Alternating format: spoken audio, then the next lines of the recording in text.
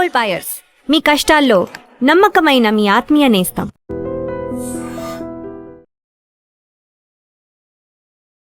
I dream చూస్తున్న ప్రేక్షకులందరికీ నమస్కారం. ఈరోజు మనతో పాటు ఐకాన్ ఆస్ట్రాలజర్ గట్టపల్లి సురేష్ బాబు గారు మనతో పాటు ఉన్నారు. మాట్లాడదాం. నమస్కారం గురుగారు. జై శ్రీమన్నారాయణ. గురుగారు, స్త్రీ శాపం అనేది నిజంగా అంత శక్తివంతమైనదా? ఎందుకంటే పురాణాల్లోని ఇతిహాసాల్లో చూసుకుంటే స్త్రీ శాపం అనేది చాలా శక్తివంతమైంది. స్త్రీ నుంచి ఎటువంటి స్త్రీ శాపం వారి జీవితంలో చాలా అనర్థాలు కలుగజేస్తుంది, ఇలా మనం వింటూ ఉంటాం. దాని గురించి వివరిస్తారా? స్త్రీ శాపం అనేది ఎట్లా ఉంటుందంటే, స్త్రీ శాపం అనేది మనం ఏదో ఆడపిల్లల్ని నేర్పించడము, భార్యాభర్తలను కొట్టడము, పిల్లల్ని హింసించడము, ఇది ఒకటే స్త్రీ శాపం అని అందరికీ తెలిసిన విషయమే. స్త్రీ శాపం అంటే భూమి మనం నడవడం కూడా స్త్రీ శాపమే. మనం నడిచేటప్పుడు ప్రతిసారి మనం నిద్రలేవగానే భూమాత నన్ను క్షమించని చెప్పి నిద్రలేసి మనం వెళ్ళిపోవాలి. భూమాతకి నమస్కారం చేసుకొని మనం వెళ్ళిపోవాలి. మనము గుంతలు తీయటము, గొయ్యలు తీయటము, ఇవన్నీ కూడా స్త్రీ శాపం కింద లెక్కే. రాళ్ళ మీద రాళ్ళు పెట్టి కొట్టడం కానీ, మనం చేసే ప్రతిదీ కూడా స్త్రీ శాపం కిందే వస్తుంది. భూమిపైన మనం చేసే ప్రతి చర్య కూడా స్త్రీ శాపం కిందే. స్త్రీ శాపం అంటే లక్ష్మీదేవి, స్త్రీ శాపం అంటే సరస్వతి మాత, స్త్రీ శాపం అంటే లలిత అమ్మవారు. మనం చేసేది లేచిన దగ్గర నుంచి నైట్ పండుకునేంత వరకు కూడా ఏం చేస్తాం? భూమి మీదే ఉంటాం కదా, గాల్లో తేలం కదా. ఎప్పుడో ఫ్లైట్ ఎక్కినప్పుడు గాల్లో తేలుతాం. ఆకర్షణ శక్తి ఉంటుంది దానికి కూడా. మనము చేసేది, మనం మరణాంతరం కూడా స్త్రీ శాపంతోనే ఉంటాం. మరణించేటప్పుడు కూడా స్త్రీ శాపం ఉంటుంది, పుట్టినప్పుడు కూడా స్త్రీ శాపం ఉంటుంది. అందుకే కొంతైనా మనకి తగ్గేందుకు ఎప్పుడైనా సరే స్త్రీని గౌరవించాలి అంటారు. స్త్రీ అంటే ధనము, ధాన్యము, ఆరోగ్యము, ఐశ్వర్యము, ఇవన్నీ కూడా స్త్రీ కిందే వస్తుంటాయి. మనకి తెలియకుండా ఎవడు ఆడపిల్లని నేర్పించడం స్త్రీ శాపం కాదు, చంపమే కొట్టడం స్త్రీ శాపం కాదు. ఇవన్నీ కూడా తాత్కాలికం. ఏదో ఎక్కడికో పోయేసి చాలామంది చెప్తుంటారు, నారాయణ బలి ఉంటుంది, అక్కడికి వెళ్ళేసి శ్రీశాపానికి పూజలు చేస్తే పోతుంది అని చెప్తాను చాలామంది. శ్రీశాపానికి పూజలు చేస్తే పోతుంది, కానీ అక్కడ ఎవరి చేస్తారు? పోయి నువ్వు స్త్రీకే చేస్తావు. మళ్ళీ అక్కడ బలి అంటున్నావు, ఏం బలి చేస్తావు అక్కడ? నారాయణ బలిలో గోధుమ పిండి ఉండలు చేసి బలి చేస్తావు, బొమ్మను చేసి బలి చేస్తారు, కొన్ని రకాల నవధాన్యాలు తీసుకెళ్ళి బలి చేస్తారు. దానివల్ల స్త్రీ శాపం ఎలా పోతుంది కదా? మనకి ఏజ్ ఎలా తగ్గుతుందా? ఇవాళ పోతే మళ్ళీ వాళ్ళు రాదు కదా. అందుకని కొంతైనా మనము ఉపశయనం ఉంది. ఎందుకు? ఎవరైనా స్త్రీ ఉన్నా, ఆడపిల్ల ఇంట్లో కూతురైనా, చెల్లైనా, అక్కైనా, అమ్మైనా, భార్య అయినా, ఎవరైనా సరే, వరసలు ఏదైనా కావచ్చు, వారిని ఎప్పుడు కూడా మనం ఏడిపించకుండా, ఇబ్బంది పెట్టకుండా ఉంటే కొంతమేర ఉపశయనం అయితే లభ్యపడుతుంది. అంతేగాని స్త్రీ శాపం అనేది స్త్రీకి కూడా ఉంటుంది, పురుషుకి కూడా ఉంటుంది. అవి ఇప్పటికి కూడా మనము పూజించేటప్పుడు అందుకోసమే నేల మీద డైరెక్ట్గా కూర్చొని పూజించకూడదు, దేవుళ్ళని పూజించకూడదు. పేటో, చాపో, ఏదో ఒక వస్త్రమో భరించుకొని వాటి మీద కూర్చొని పూజించుకోవాలి. అప్పుడు స్త్రీ శాపం అనేది కొంతమేర తగ్గుతుంది. దేవుళ్ళని పూజించేటప్పుడు దేవుళ్ళు హైట్లో ఉండాలి, ఒక పీట మీద పెట్టుకోవాలి. పూర్తి నేల మీద దేవుళ్ళని పెట్టి పూజించకూడదు, అప్పుడు స్త్రీ శాపం ఉంటుంది. భూదేవి ఆకర్షణ శక్తి ఎక్కువగా ఉంటుంది. అందుకే చివరికి భూదేవి మనల్ని తీసుకుపోతుంది. బాగా గుర్తుపెట్టుకోండి, భూదేవి మనల్ని తీసుకుపోతుంది, వేరే ఎవరు తీసుకుపోరు. ధనమైసమ్మ అంటారు. ఎక్కడ ఉంటుంది ధనమైసమ్మ? భూలోనే ఉంటుంది. ఎప్పుడైనా నిధులు, నిక్షేపాలు, ఇంట్లో ఏదైనా నెగిటివిటీ ఉన్నప్పుడు ధనమైసమ్మ వస్తుంది. ధనమైసమ్మ అంటే ఎవరు? భూదేవి ధర్మైసమ్మ రూపంలో వస్తుంది. మనల్ని హింసించి బ్లడ్ని తాగేస్తూ ఉంటుంది, మీరు ఇచ్చే కొంది అడుగుతూ ఉంటుంది. స్త్రీ శాపం అది.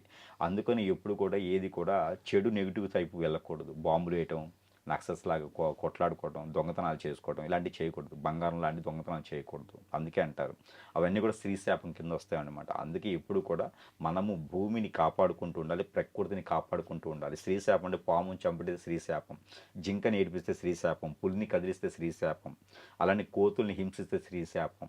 ఇవన్నీ కూడా స్త్రీ వాటికి ఆమోదించేసి స్త్రీ వాటికి మూల విరాటిగా ఉంటూ ఉంటారు. ఎప్పుడైనా మనము అమ్మవారిని పూజించేప్పుడు డైరెక్ట్గా లోపలికి వెళ్ళేసి గర్భగుడిలోకి వెళ్ళేసి చేయకూడదు. ఎప్పుడైనా గ్రామదేవుల దగ్గరికి వెళ్తూ ఉండాలి. ఎప్పుడైనా లలితమ్మవారు కానీ, పార్వతమ్మవారు కానీ, దుర్గామాత దగ్గర కానీ, ఇలాంటి వారి దగ్గరికి వెళ్ళినప్పుడు మనము కుంకుమర్చన చేయించుకుంటూ ఉండాలి.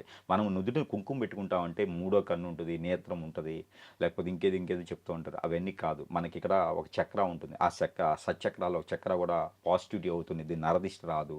ఇవన్నీ సెకండరీ, ఇవన్నీ మన ప్రకృతిలో సృష్టించుకున్నవి.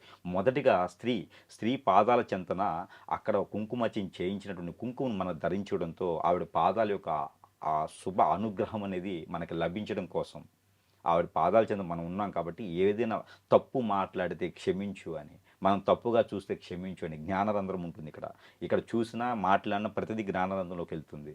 ఆ జ్ఞానరంధ్రంలో నేనేం తప్పు చేస్తే క్షమించండి, కళ్ళ ద్వారా కానీ నోటి ద్వారా కానీ అన్నీ చెప్పడం. పంచేంద్రియాలతో మనం తప్పులు చేస్తే క్షమించు తల్లి అని మనం వేడుకోవటం ముందుగా.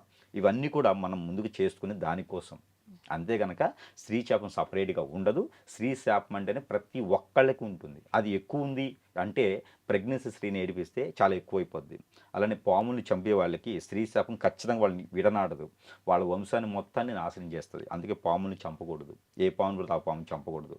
ఏదైనా శుభతిథాల్లో శుభప్రదాల్లో కూడా ఎక్కడైనా దేవుడి దగ్గర కానీ, నాగపడికల దగ్గర కానీ, మానసమ్మ వారి దగ్గర కానీ, సుబ్రహ్మణ్య స్వామి దగ్గర కానీ ఎప్పుడైనా అభిషేకం చేసుకుంటూ ఉండాలి.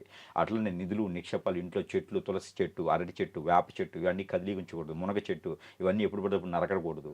వేప చెట్లు ముక్కోటి దేవతలు ఉంటారు. అలాగే మనం పప్పాయి చెట్లు కూడా దేవతలు ఉంటారు. మారేడు చెట్టు, నేరేడు చెట్టు ఇలాంటి పత్రిని ఉంటుంది, 21 పత్రిని ఉంటుంది. గరికలో కూడా దేవుడు ఉంటాడు.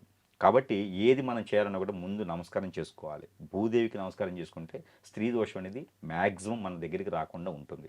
అలా ఏమైనా చేయాల్సి వస్తే కనుక భూదేవికి పూజ చేయండి. అందుకే ఉదయించే రవికి నీళ్ళు ఆర్జనిస్తారు. ఉదయించే రవికి నీళ్ళు ఆర్జనిస్తే అవి ఎక్కడ పడతాయి? భూమి మీద పడతాయి. కాబట్టి ఇద్దరికి కూడా భూదేవికి, స్వర్గంలో ఉన్నటువంటి పెద్దవారికి, అలానే సూర్యచంద్రులకి ఒకటేసారి నమస్కారం చేసుకున్నట్టుంది. కాబట్టి ప్రతి ఒక్కరు కూడా కులము మతము విభేదం లేకుండా సూర్య నమస్కారాలు చేసేవారికి, సూర్యునికి ఉదయించే సూర్యుడికి నీళ్ళు ఆర్జనిచ్చేవారికి పరిహారం. నీళ్ళు ఆర్జనిచ్చేవారికి స్త్రీ దోషం అనేది ఎక్కువ శాతం రాదు. అలా చెప్పానని చెప్పేసి అని ఉదయాన్నే స్త్రీని కొట్టేసి మళ్ళీ అదే సమయంలో ఒక అరగంట వచ్చి నీళ్ళు ఆర్జనిస్తే అవ్వదు. ప్రతిరోజు నీళ్ళు ఆర్జనిస్తానండి, నేను సాయంత్రం భార్యని హింసిస్తున్నానంటే అవ్వదు. అట్లా కాదు. అలా కాకుండా స్త్రీ దోషం పోవాలనుకున్న వారు, పెళ్ళిళ్ళు కానటువంటి వారు, ఎవరైనా పెళ్లి చేసుకోవాలనుకున్న వారు, ఎవరైనా జాతకంలో స్త్రీ దోషం ఉందని తెలుసుకున్న వారు, స్త్రీ దోషం ఎక్కడ తెలుస్తుంది అంటే 4వ స్థానం తెలుస్తుంది. 4వ స్థానంలో రాహు కానీ, కేతువు కానీ, కుజుడు కానీ ఉన్నాడు అంటే కనుక అక్కడ స్త్రీ దోషం ఉంటుంది మీకని అర్థం. కాబట్టి ఆ స్త్రీ దోషం పోయేదానికి ఖచ్చితంగా మీరు చేస్తానంటే సూర్య నమస్కారాలు. స్త్రీలైనా చేయొచ్చు. స్త్రీలైతే కనుక 25 రోజులు చేయాలి. పురుషులైతే కనుక 30 రోజులు చేయొచ్చు మాసంలో. ఈ మాసంలో కనుక ఈ స్త్రీ దోషం పోయేందుకు సూర్య నమస్కారాలు, సూర్యునికి ఉదయించే సూర్యుడికి నీళ్లు ఆర్జనివ్వాలి. అలానే 7 మిరియాలు కానీ, మిరియాలు అంటే బ్లాక్ పెప్పర్ సీడ్, అది కానీ ఎండు మిరపకాయలో ఉండేటువంటి గింజలు ఒక 7 కానీ తీసుకొని నీళ్లు ఆర్జనిచ్చినట్టయితే స్త్రీ దోషం కొంతమేర వాళ్ళకి ఉపశమనత లభిస్తుంది. స్త్రీ శాపాల గురించి, అలాగే స్త్రీ శాపం మనిషికి ఎలా వస్తుంది, ఎలాంటి పరిహారాలు చేసుకోవచ్చో చక్కగా వివరించారు. ధన్యవాదాలు గురుగారు. And for more videos, Please subscribe to iDream channel. Subscribe to iDream Media. Please subscribe to iDream. Please subscribe to iDream. Please subscribe iDream. And please subscribe to iDream.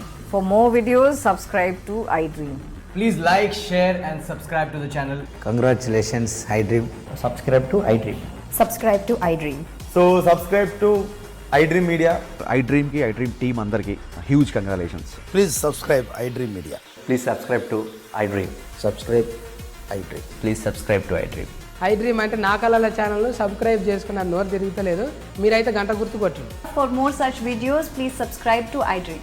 Subscribe to iDream. Please subscribe to iDream. Please subscribe iDream Media. Please do subscribe to iDream. Please subscribe to iDream Media. For best entertainment and information, please subscribe iDream. And don't forget to subscribe to iDream.